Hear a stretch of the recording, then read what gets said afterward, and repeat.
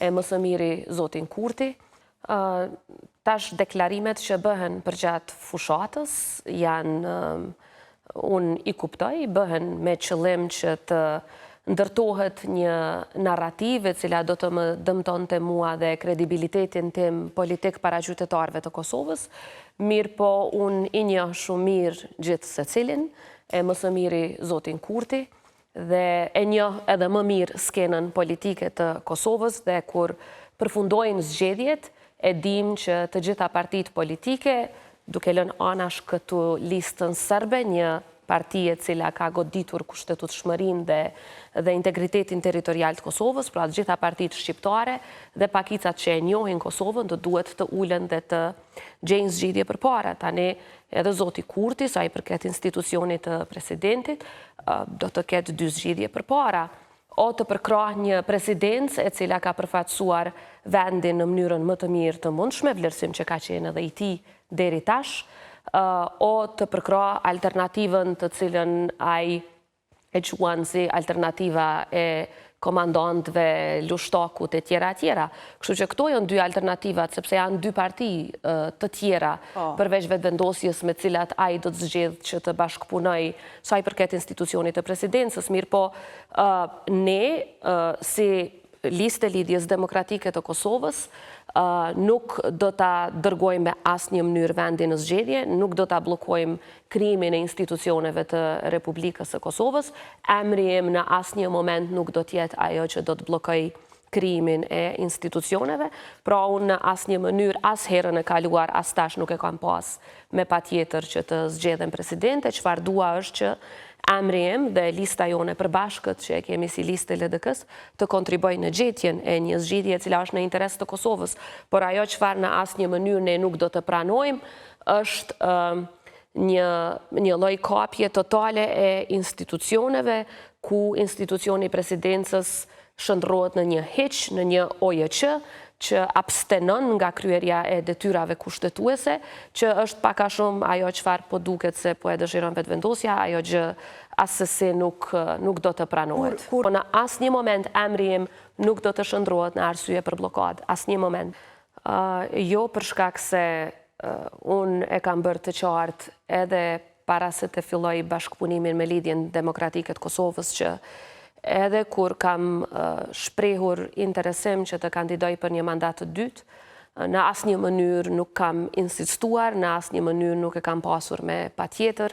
Interesimi im i vetëm ka shkuar në drejtim të asaj që meqense filluam një kapitull të ri me Shtetet e Bashkuara të Amerikës dhe me shtete tjera aleate, ku diskutuam për një rrugë të qartë përpara edhe me presidentin Trump edhe me sekretarin Rubio, që Kosovën ta shpijem në NATO, që ta përmbyllim procesin e njohjeve, që ta ndarësohemi në organizata të reja ndërkombëtare.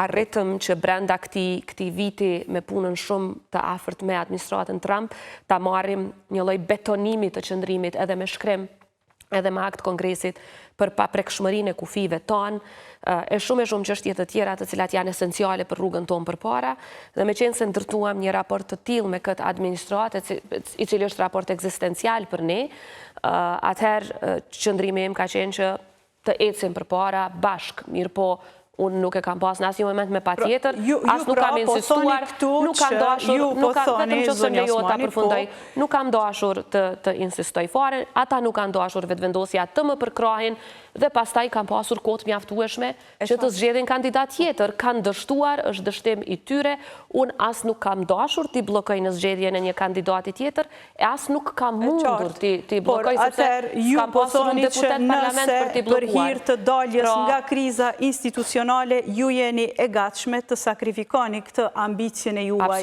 për presidente, për t'i dhënë një zgjidhje, sepse fundja krejt që ka na intereson sonte, se do flasim edhe për garën, për sukseset në politikën jashtme, por na intereson se çka do të ndodh pas 8 qershorit. Kush do të jetë ai pari që do jetë i gatshëm ta bëj sakrificën dhe të thotë, po për hir të vendit mos e mbajmë të bllokuar, ja, po tërhiqem. Dhe ju thoni që jeni e gatshme të bëjmë. Unë jam e para që do të tërhiqem në qoftë se mund të japim vendit institucione të forta, përfshirë një presidencë të fortë që e mban shtetin me dinjitet, që e përfaqëson atë me integritet, që asnjëherë nuk tërhiqet asnjë milimetër nga qëndrimet në mbrojtje të sovranitetit, integritetit territorial të shtetësisë, që e promovon vendin dhe storjen e Kosovës të popullit të saj dhe që nuk dorëzohet para asnjë partie, sidomos para partisë së madhe e cila ka menduar që presidenca duhet të shndrohet në një OJQ. Pra nuk do të lidhet insistimi ynë me emrin tim, fare, sepse unë nuk do ta lejoj një gjë të tillë. Nuk do të lidhet me emrin tim, por do të lidhet me karakterin që duhet ta ketë një institucion. Madje jo vetëm presidenca, ne kemi kritere edhe për kryeministrin. Pra kemi kritere të cilat nuk i kalojmë sa i përket asaj se kush do të jetë kryeministër i ardhshëm. Pra nuk është çështja thjesht një marrëveshje bashkëqeverisje ku LDK-ja do të hynte me disa ministri. Ne kemi kritere të sakta politike se çka kërkojmë nga një kryeministër i ardhshëm, të cilat nuk i kalojmë në asnjë mënyrë. Pra ka të bëjë me kriteret e karakterit të institucionit, shumë më shumë se sa që ka të bëjë me emrin. Arsyeja e vetme pse ne kemi kandiduar me emrin tim është sepse ka qenë vullnet i qartë qytetar, edhe para përfundimit mandatit, edhe pas përfundimit mandatit, edhe çdo matje që e bëjmë edhe sot, që mbështetja është masive për një mandat të dytë dhe në qoftë se partitë politike dojnë ta dëgjojnë atë zë qytetar, qoftë se dojnë përfaqësim të dinjitetshëm të vendit, në rregull. Nëse nuk dojnë, atëherë ulemi dhe diskutojmë si me zgjedh këtë çështje, mirë po në asnjë moment emri im nuk do të shndrohet në arsye për blokadë, asnjë moment. Sepse mirëqenia ushtarakut dhe policit nuk mund të shiqohet thjesht nga mendësia e një kontabilisti. Dhe në njërin ditë kishte vlerësim në maksimal për punën time, në ditën tjetër thoshte nuk mund të mbështes sepse e dua një president që nuk merret me politikë të jashtme, kaq e thjesht. Nuk po hy në detaje. Nuk po hy në detaje të tjera sepse kanë qenë disa arsye time banale, ta zëm pse ke kërkuar që FSK-ja të ketë kushte më të mira, sepse unë kam dojtë dhe kam folë publikisht që ushtarakëve të FSK-s është e pafalshme, që mos të japën shtesat për rrezikshmëri, shtesat për punë pasorarit, mëditjet për trajnime mbi një muaj, e shumë çka tjetër që ju takon me ligj. Pastaj kam propozuar një 7 pikësh se si mund të ngritet mirëqenia ushtarakëve të FSK-s. Kam folur publikisht për faktin që edhe policisë duhet të ngritet mirëqenia, sepse për mua në një situatë kur këta djemë e vajza në baza ditore rrezikojnë jetën për mbrojtjen e integritetit territorial të Kosovës, dhe tani domethënë jemi në muajin e 6, që 6 muaj nuk i marrin shtesat policia që u takojnë. Pastaj rrobat të cilat kanë të drejtë që t'i marrin çdo 6 muaj sipas rregullorës për vite të tëra nuk kanë marrë të reja. E shumë të drejta të tjera të cilat janë kushte bazike që ata edhe të kenë motiv dhe të ndihen të përkrahur. Pra nëse unë si presidente kam folur për kushteve të tyre, e kam ngritur zërin për ta, nuk e kuptoj pse i ka penguar kaq shumë. Në vend se të ulemi dhe ta zgjidhim këtë çështje, po, jam komandante supreme. Komandante supreme, por na thuaj kështu. Absolutisht. Këto kërkesa dhe shqetësimet të juaja për ushtrinë dhe kushtet e tyre, ja tha direkt Kurtit apo i kishit thënë në publik e pastaj ati i ngeli hatri? Jo, ja kam thënë edhe. Keni argumentuar, keni insistuar me të që këto janë të domosdoshme për ushtrinë? Natyrisht, të me thënë për vitet të tëra, ne kemi insistuar që ushtrisë ti japën shtesat e rrezikshmërisë, dhe nuk kam qenë unë vetëm, ja ka pasur njerëz të tjerë, po mos t'i përmend tash në publik që më ju nxjerr ndonjë problem. Pra janë thënë edhe në takimet e brendshme, pastaj është thënë edhe në publik, mirë po unë nuk e shoh këtë nuk e kam parë këtë si arsye për me ndërprej bashkëpunimin. Në qoftë se një president shteti insiston që të rritet mirëqenia e policisë dhe ushtrisë, ajo për një kryeministër duhet të jetë arsye për të ulur së bashku dhe për të gjetur zgjidhje, sepse mirëqenia ushtarakut dhe policit nuk mund të shiqohet thjesht nga mendësia një kontabilisti, i cili thotë qoftë se ju japim këtyre duhet të gjithëve. Po ne kemi prioritet shtetëror, sigurinë e shtetit tonë, dhe natyrisht është bërë shumë mirë që po investohet në armatim, por për te armatimit ne duhet sigurohemi që polici dhe ushtaraku ndihen të mbështetur, ndihen të motivuar, ndihen që mirëqenja atyre nuk po shkelet dhe pastaj mos të përbalemi me situata ku shumë prej tyre largohen. Pra unë kam pasur detyrim se unë kam qenë presidente e këtij populli që të ngris këto çështje. Arsyetim, zoti Kurti, pse nuk e bënte atë që i kërkonit ju si shefe e ushtrisë? Kryesisht arsyetime të Ministrisë së Financave. Prandaj edhe po them që këto çështje që janë interes i popullit, që janë interes i shtetit, që janë interes i sigurisë nacionale, nuk mund të trajtohen nga mendësia e kontabilistëve. Duhet të trajtohen nga mendësia e interesit nacional dhe sigurisë nacionale. Dhe nëse një presidente të beson aq shumë, sa çdo ditë i ngrit këto çështje me ty dhe ulet dhe tenton me i zgjidh këto probleme, atëherë ti duhesh me tentu me i zgjidh e jo me përdor këtë si justifikim për mos vazhdim të bashkëpunimit. Pra, kanë qenë gjëra të tilla. Çdo mëngjes fëmijët e mi zgjohen duke parë fotografi lakuriq të cilat grupet e vetëvendosjes i bëjnë kundër meje. A nuk është e turpshme kjo? Nga data 6 mars, lëvizja vetëvendosje nëpërmjet eksponentëve politik dhe duke filluar nga vetë zoti Kurti, i cili akuzonte për skema e për të cilën sërish publikisht i kërkoj le dal personalisht ai e jo të fshihet prapa deputetëve, të cilët kanë kaluar kohë me Radojqiqi në të kaluarën e tyre, pra të dal personalisht ai dhe le ta flet një dëshmi të vetme për gjërat për të cilat partia e tij më ka akuzuar mu nga data 6 mars e tutje. Unë do të përballem me këto akuza të turpshme që vetëvendosja mi ka bërë për tërë jetën, vetëm ta përfundoj. Më kanë quajtur tradhtare, më kanë quajtur motër të Vučićit, më kanë quajtur me gjuhën më denigruese që ka dëgjuar ky popull në historinë e vet. Çdo mëngjes fëmijët e mi zgjohen duke parë fotografi lakuriq të cilat grupet e vetëvendosjes i bëjnë kundër meje. A nuk është e turpshme kjo? A nuk është e turpshme? Lëvizjet e vetëvendosjes, po natyrisht sepse ju dërgohen, sepse goditen edhe fëmijët e mi. Pra, çdo ditë, me miliona, jo disa, me miliona shpërndarje në grupet e vetëvendosjes të cilat ne e dim shumë mirë që marrin urdhra nga personalisht ai, më quajnë mu tradhtare të kombit. Më thojnë mu e ke shit Kosovën. Më thojnë mu ti je person i shitur te Vučići, te Gjuriqi, te ky, te aj. E quajnë babajnë tim milic të Sërbisë. Njeriun i cili është dergjë në burgjet e Sërbisë, është torturuar në burgjet e Sërbisë, ka qenë bashkëpunëtori Ibrahim Rugovës, ka qenë në odën e Asharajve për t'i përgatitur njerëzit e parë të UÇK-s për trajnime në Shqipëri, e quajnë milic të Sërbisë. Do me thënë këtë e kanë bërë nga data 6 mars, 24 orë, 7 ditë të javës, lëvizja vetëvendosje. Pra, veç ta përfundoj. Këto kanë ndodhur, më kanë akuzuar se kinë se kanë bërë puq pas shpine, le del zoti Kurti dhe le ta dëshmon.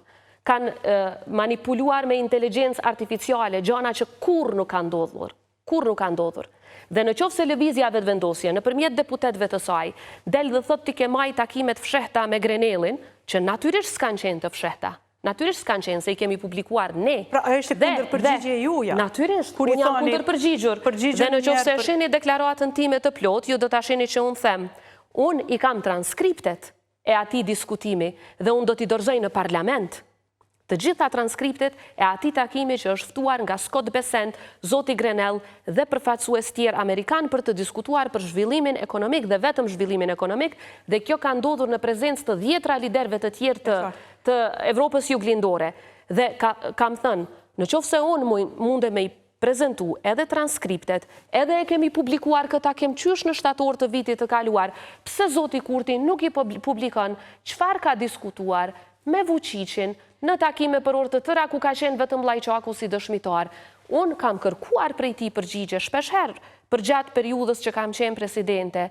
Pra, a e filloj sulmin i parë ndaj jush? Kurti filloj sulmët i parë ndaj jush? Për këdo që ka përcjellur realitetin në Kosovë, për këdo që ka përcjellur realitetin në Kosovë dhe e kam parë prej datës 6 mars e tutje që janë bërë thirrje për vjerrje publike, që janë bërë thirrje për vrasjen time, që janë bërë thirrje për dëbimin tim nga Kosova, që janë përdorur gjuha më denigruese që mund të përdoret ndaj një gruaje, që e kanë bërë atë, që e ka bërë vetëm RTS-i serb, na ka quajtur njerëz me bishta dhe të njëjtën gjë e ka bërë vetëvendosja, çdo ditë ka prezantuar fotografi me bishttimin dhe Kurti e ka nisur nuk e ka thënë vetë, por ju thoni që ai me urdhër të tij cytën, nxitën këto sulme që vinë ndaj jush, meqense nuk po thot vetë me gojën e tij, jep urdhër që ta bëjnë të tjerët. Këtë kuptova çfarë thatë deri tash. Pra krejt këto që vinë në adresë të juaj bëhen me ose me dijenin e tij ose edhe me urdhrin direkt të tij. Jo, nuk është vetëm me dijenin e tij, është me urdhrin. Me urdhrin direkt. Absolutisht. Absolutisht. Dhe është e turpshme.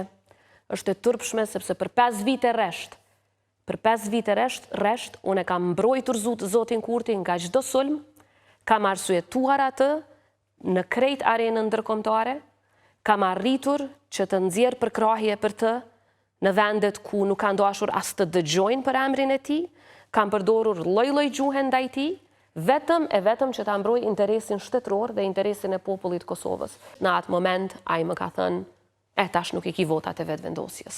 Kur kemi biseduar në dhjetor, ka qenë vetë ide e zotit Kurti që unë të rikandidoj për presidente, që të vazhdojmë bashkëpunimin edhe për një dekadë, madje ka insistuar që çfarë do dallimi që ne e kemi pasur në fakt vetëm është operacionalizuar në interes të Kosovës. Ai madje thoshte, shqyr që ti e ke mbajt relacionin me Amerikën, kjo na ka ndihmuar shumë, i ka ndihmuar interesit shtetëror, shqyr që ti e mbajt relacionin me Evropën, e arritëm këtë bashkarisht, arritëm e mbajt shtetin e Kosovës të fort brenda dhe të fort jashtë, pra ka qenë e propozuar nga vet ai, edhe herën e parë kur kam kandiduar për presidente, ka qenë e propozuar nga vet ai, jo e kërkuar nga unë, edhe herën e dytë. Pas zgjedhjeve, pastaj natyrisht që e ka shtruar çështjen e votave të opozitës dhe ne jemi dakorduar, kemi biseduar që edhe unë edhe ai të flasim me opozitën dhe unë kam diskutuar me deputetët e LDK-s një nga një, me deputetët partive të tjera dhe vetëm kur e kam informuar që tashmë i kemi 80-82 vota për afërsisht, në atë moment ai më ka thënë, tash nuk i ki votat e vetëvendosjes. Çfarë bëri të thotë këtë rezultati i dhjetorit, i hapi ambicien që mund ta ketë edhe president të vetë? Mund të jetë. 51% që është motivi pse ai vendosi tani? Po, por është për keqardhje sepse dëgjë, në rregull nuk kanë dashur ta përkrahin Vjosa Osmanin për presidente, por është dashur që të përpiqen që ta zgjedhin dikë tjetër, që të arrijnë marrëveshje me partitë e tjera dhe të ecë Kosova përpara me çdo tjetër për cilën do të arrinin marrëveshje, natyrisht duke respektuar edhe kërkesat e partive që deri tani ishin në opozitë, që institucioni i presidencës mos të nënshtrohej dhe mos të shndrohej në një zero që nuk përfaqëson asgjë, mos të shndrohej në një OJQ që nuk e përfaqëson vendin jashtë, që nuk ka qëndrime të forta rreth demokracisë, rreth kontrollit dhe balancit të pushteteve, rreth çështjeve të mbrojtjes së të sigurisë dhe tema të tjera. Pra, është për fat të keq që zoti Kurti nuk ka arritur marrëveshje pastaj për një emër tjetër. Është krejt në rregull që nuk ka dashur të më përkrah mua, por dështimi i tij më i madh është që nuk arriti ta zgjedh askënd tjetër me 66 vota dhe t'ja kthesh mrapsht popullit 51%, t'ja refuzosh 51%, thjesht sepse dëshiron që edhe këtë institucion të presidencës që është kontrolluesi apo lavjerësi që e siguron më së miri këtë balansin demokratik mes pushteteve, vërtet është për keqardhje.